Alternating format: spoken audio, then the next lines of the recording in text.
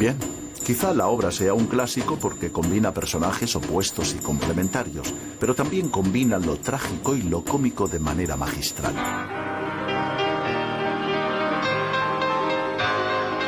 Es evidente que lo grotesco y lo absurdo están presentes en Don Quijote de la Mancha.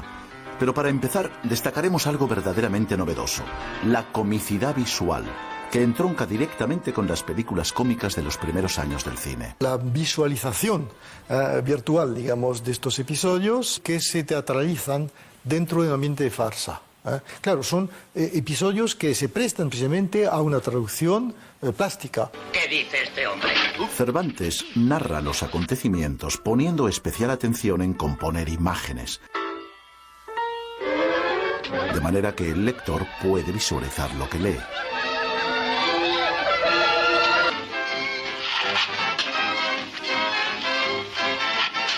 Muchas de las escenas, y algunas de las más divertidas del Quijote, a lo que recuerdan son a las viejas películas mudas de Chaplin, o a los dibujos animados, o a las farsas de títeres, donde todo acaba en garrotazos pegándose los unos contra los otros. Los trompazos, golpes, caídas y volteretas tan propias de las películas cómicas ya provocaban la risa de los lectores del Quijote en el siglo XVII. Y en realidad se trata de algo tan universal que continúa resultando cómico 400 años después. El Quijote o imparte o recibe golpes atroces, terribles, en razón de malentendidos, y eso, en lugar de movernos a compasión, nos mueve a risa, a carcajada. Muchos se atreven a decir que si Cervantes hubiese vivido en el siglo XX, probablemente hubiera sido director de cine. Es imposible saberlo. Quizá es una casualidad, pero estas imágenes de 1903 corresponden a la primera adaptación para el cine de un texto original, precisamente una película de 5 minutos sobre las aventuras de Don Quijote de la Mancha. En el famoso libro de Ludovico Ariosto, Orlando Furioso, que sin duda ha leído Alonso Quijano, el protagonista, preso de la ira, se retira a las montañas. Desnudo como un ermitaño, Orlando llora como un loco la pena de un amor no correspondido. Un episodio demasiado jugoso para que Cervantes no lo aprovechara y ridiculizara. Ya lo creo, que puedo jurar que está loco. Pero además de la parodia y los gags visuales, también aparece el absurdo como forma cómica. Alza el yelmo. Por Dios, que la vacía es buena y que vale un real de a 8. Con una evidente intención de ridiculizar a su personaje, Cervantes hace que recorra los caminos de España con una vacinilla de barbero en la cabeza. ¿De qué te ríes, Sancho? Hemos visto que la novela contiene altas dosis de humor, pero para muchos, El Quijote también es uno de los libros más tristes que se han escrito. Para comprender la parte trágica de la obra, haremos un pequeño paréntesis y volveremos con el autor al que hemos abandonado en una oscura celda del norte de África. Todavía está preso en Argel y ya lleva 5 años y medio en cautividad. Ha intentado fugarse sin éxito en 4 ocasiones cuando su familia consigue reunir el dinero suficiente para pagar su rescate. A su regreso a España en 1580 ha cumplido 33 años, no tiene dinero y ya no es un hombre joven. En 1585 publica su primera novela, La Galatea, una narración del género pastoril muy típica de la época que tiene un éxito relativo y no le permite solucionar sus problemas económicos. Ha estado mal sacado este trasunto de la vida de Argel. Entonces prueba fortuna con el teatro, el verdadero espectáculo de su tiempo, pero sus estrenos también pasan desapercibidos. Després què vol? Doncs sobresortir a les lletres. És a dir, jo crec que hi ha una ambició a Cervantes, de qualsevol de les dues maneres, com a combatent, com a militar o com a escriptor, i que això es nota, ¿no? El teatro de Cervantes, que es excelente, sin embargo, se ve reemplazado pronto, habiendo tenido un discreto éxito, por las comedias de Lope de Vega, más animadas, más imaginativas en ciertos aspectos, más irreales, más cercanas, en cierto modo, a la comedia musical, que al teatro. Algo más tarde lo encontramos en Sevilla, donde trabaja como comisario real de abastos para las galeras reales, es decir, recaudador para la armada invencible que debía conquistar Inglaterra en 1588. Esto obliga al escritor a recorrer gran parte de España, con la desagradable misión de requisar cereales y aceite. Probablemente es lo peor que le puede ocurrir a alguien que se considera un aventurero. Pero estos viajes también le proporcionan una serie de experiencias inestimables.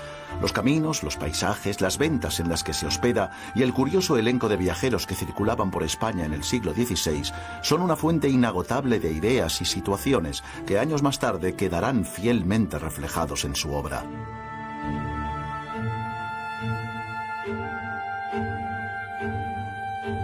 La antigua Venta del Capitán permanece a duras penas en pie después de medio siglo de abandono.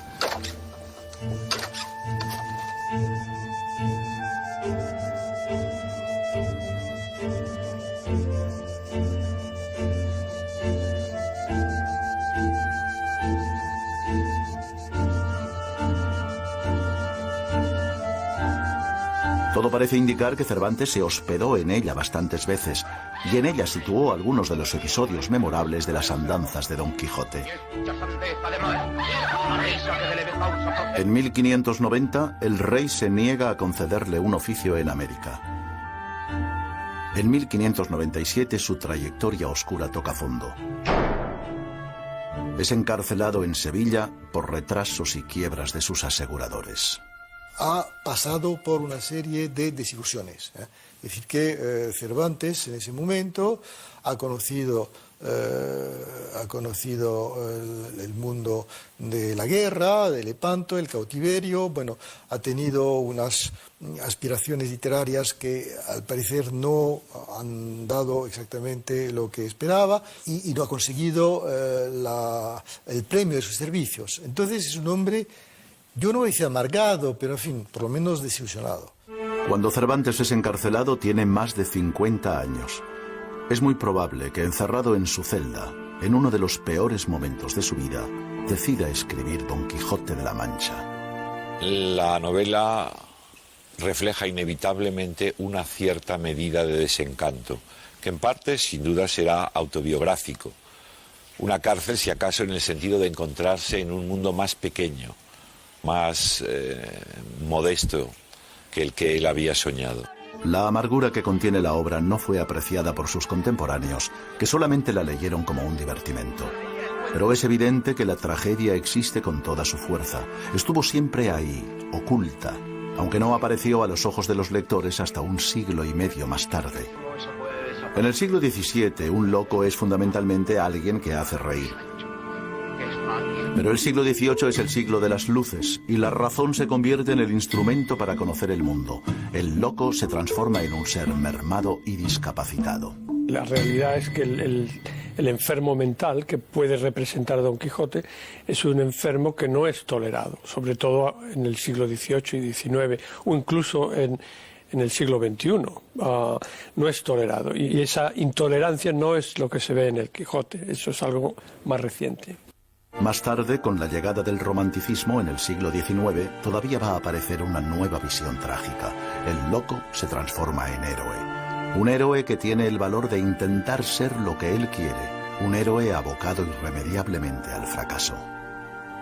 Don Quijote se empecina en no ser él, en ser ese otro que de alguna forma le ha hecho salir de su casa y entrar en esa especie de mundo paralelo, onde estaría, según la definición de Rimbaud, la vraie vie, la vida auténtica. Yo creo que la parte trágica, en el fondo, quizá tenga que ver con la imposibilidad de ser otro. Bueno, como todas las grandes novelas, pues El Quijote no es una novela, es muchas novelas, y cada época, cada cultura destaca aquello que está más cerca a su propia sensibilidad, ¿no? Hemos visto que en la obra se combina lo trágico y lo cómico de manera magistral, pero no es algo totalmente nuevo.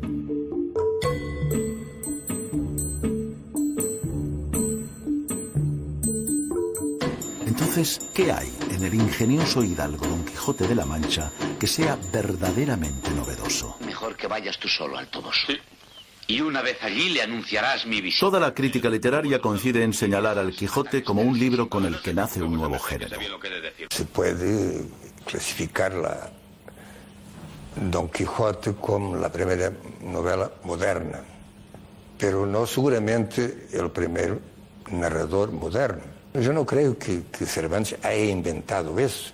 No hay más que leer el primer capítulo de Don Quijote para ver que hay ahí mucho de un señor que se sentó, que tiene un auditorio pequeño o grande y que le va a contar una historia. En un lugar de la Mancha, etcétera, etcétera, etcétera. Este es el narrador oral. Don Quijote empezó a ser escrito como un relato corto, pero Cervantes pronto se da cuenta de lo bien que funcionan sus dos personajes y decide alargar añadiendo casi 50 capítulos más. Yo creo que Cervantes improvisa mucho a largo. Yo creo que hay momentos en que Cervantes se habrá encontrado con y eso seguramente porque ocurre a todos, se ha encontrado con un problema y ahora cómo es que yo voy a resolver esto. Y lo resuelve.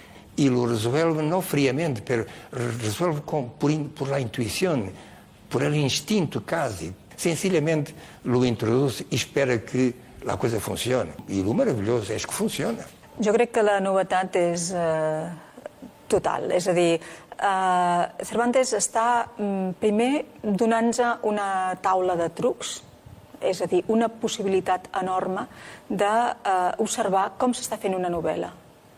És a dir, mentre estàs llegint a Cervantes, sobretot si ets un escriptor, te n'adones que estàs veient la mateixa matèria amb la qual ell treballa. Cervantes ha conseguido contar una historia y formar parte de ella al mismo tiempo. Un juego narrativo en el que la realidad y ficción se confunden hasta tal punto que la mayoría de personajes que aparecen en la segunda parte han leído la primera. Y me dijo que ya anda en libros la historia de vuestra merced con el nombre del ingenioso hidalgo Don Quijote de la Mancha. Y dice que me mientan a mí con el mismo nombre de Sancho Panza y a la señora Dulcinea del Toboso. Yo te aseguro, Sancho, que debe ser algún sabio encantador el autor de nuestra historia. Hasta ahora hemos visto que la obra es una parodia de los libros de caballerías, con unos personajes que responden a un arquetipo que funciona y que mezcla magistralmente tragedia, comedia, realidad y ficción.